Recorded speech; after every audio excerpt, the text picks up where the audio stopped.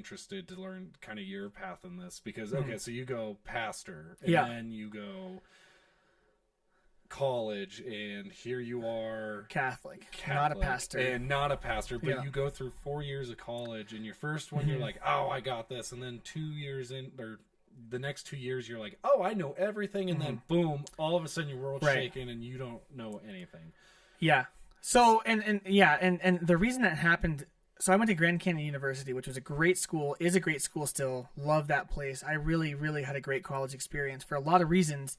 I was studying theology. I actually, my senior year, kind of added a double major on the end of that and got 2 degrees, one in theology and one in English literature. Because at that time I wasn't sure, like maybe I won't be a pastor, maybe not right away. So I need something else to kind of show that I didn't just have a wasted degree to a job. Not that I don't think it was a wasted degree, but I wanted an English degree, which is also a wasted degree, that I could at least say this is not weird, you know? Yeah, but kind of what happened was, and I don't know what the Department of Theology is like there now.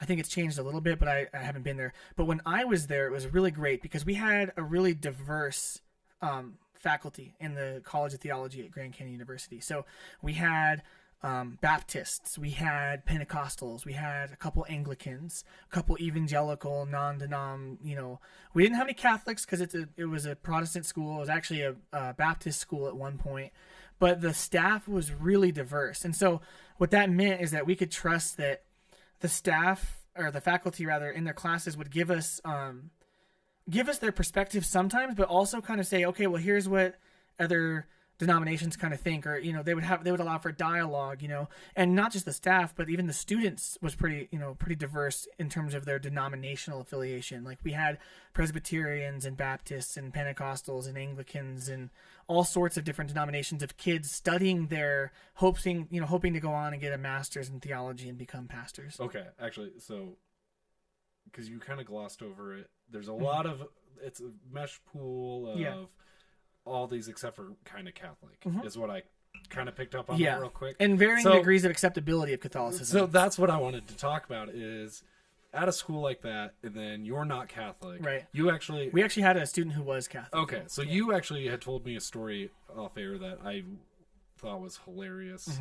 And it was about how, I don't want to steal your story, but like, tell us about the time you had to defend Catholicism. Oh, that's not at school. That was at church. Okay, so that comes later. So I jumped the gun. I am going to tell that story. Okay, because I love that story. But so you're going to this school. No one what was the environment towards Catholicism at that school?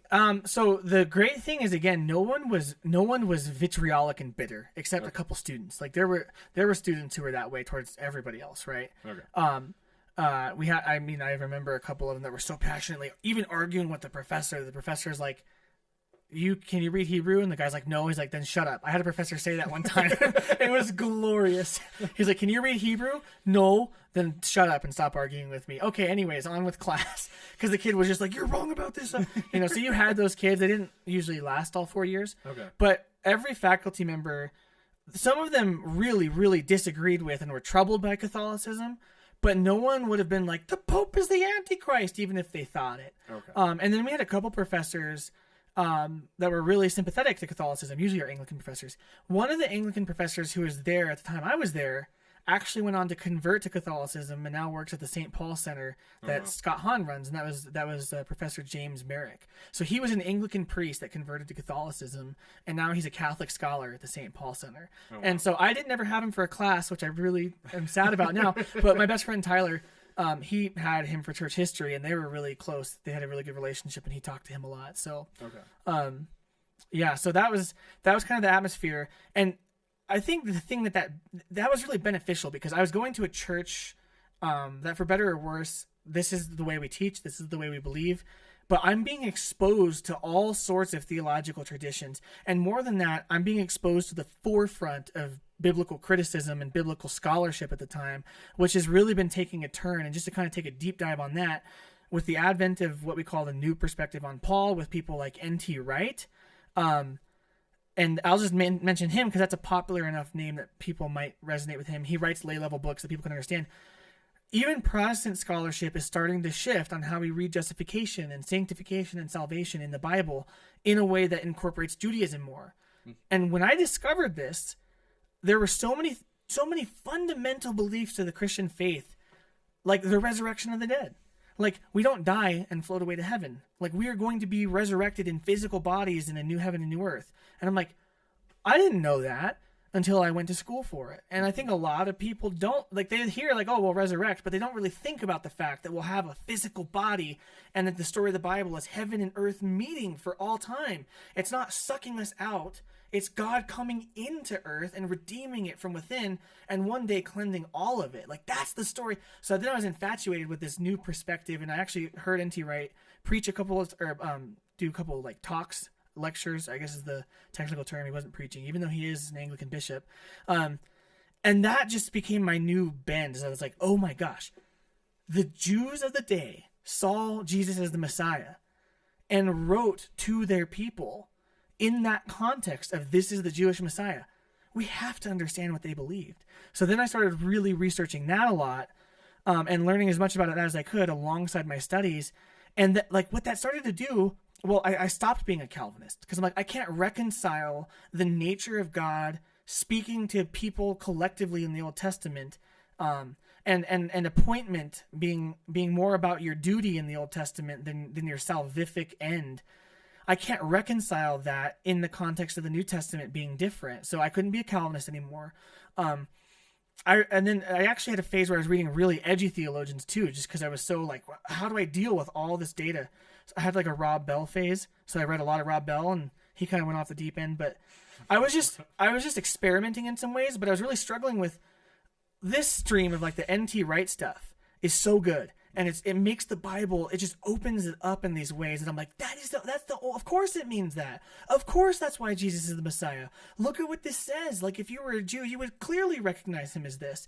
But the churches I was going to were like, yeah, that verse is simply just to talk about how he meant to do this. And they just like completely missed it. So there was this disconnect between what I was experiencing in school with my faith and the church I was going to. So I eventually kind of stopped going to that church, and started really researching that theology and the history behind it. But that led me to a struggle where I was like, how can I know what's right or wrong? Because there's hundreds of thousands of denominations. There's 30,000 denominations, right? And tons more that we probably don't even know about. But how can like is one of them right? Are we all wrong? Whatever it is. And I wasn't the only one going through this. So at my school, junior year is kind of when this had happened. Every student that I remember, like all of my peers, had this moment where they're like, holy cow, there's a lot of different interpretations of some really important passages. How can I be confident the one I grew up in is right? Mm-hmm. And so I kind of saw three paths, and I would hope to God I followed the third path. But the first path was doubling down. I got lucky by God's grace, and I was born into the right tradition. So I'm going to double down. I'm going to argue with my professor and everyone else because the church I grew up in, the church I've gone to my whole life is right. And thank God I have them, but you all need them too. Mm-hmm. And they were really arrogant about that. And I mean, I saw that and I was like, I get it. Like, you don't want to be epistemically destroyed by the things you're learning. You don't want to deal with the dissonance of new information. And you don't want your faith to be lost. And they did that more as a reaction to the second group. The second group was seeing all these different ways of interpreting verses that were not insignificant in their differences. And they went, well, how can we know who's right? So they kind of went the emergent church Rob Bell path, and I kind of skirted the line with that path for a while. And that was, well, we can't really ever be right about everything, so we just have to trust in God. Mm-hmm. But really, if you keep following that line of thinking, ultimately it's like, well, you start to more and more loosely affiliate as a Christian. You start to surrender doctrines at some point and then allow for things to be introduced into your thinking that have never been Christian in their thinking. And so then all of a sudden you wake up and you're not a Christian. Mm-hmm. And I saw students, peers of mine, start questioning like, well, what if God isn't all powerful because of this? Like, well, we can't know everything. So why are we assuming that Christianity is the only tradition that has value? Oh, okay. Well, then now why are we assuming Christianity is true at all? Well, what if God's not? What if there is no God? I've seen the gamut. I've seen people that I studied with become atheists, become Satanists, like actual Satanists, become all sorts of New Age, all sorts of things. And like totally leaving is one thing, but I've seen a lot of them end up in what I would say is a lot of really theologically progressive churches that are like, maybe the resurrection happened, maybe it didn't, but like, let's be nice to people and, you know, vote this way, you know, and then the churches that vote the other way, you know, and that's all they care about is the politics. So I saw a lot of that, and then a lot of the first one of like doubling down. What I didn't see was a lot of people being like, I'm not capable of knowing, but God is capable of knowing. God is truth. There is a right answer. He has to reveal it to me in a way that I know is not me. So I started praying, God, I need you to guide my theology, because I can't do this. I can't. Who am I, an undergraduate theologian, to look at the vast swaths of theologians with PhDs alive now and the ones who have died over thousands of years, who have written, some of them, hundreds of books. St. Thomas Aquinas wrote tons of volumes. Origen from the early church wrote over 800 books. John Calvin wrote a ton. How can I say to them, I think you're wrong and I'm right? I don't know anything.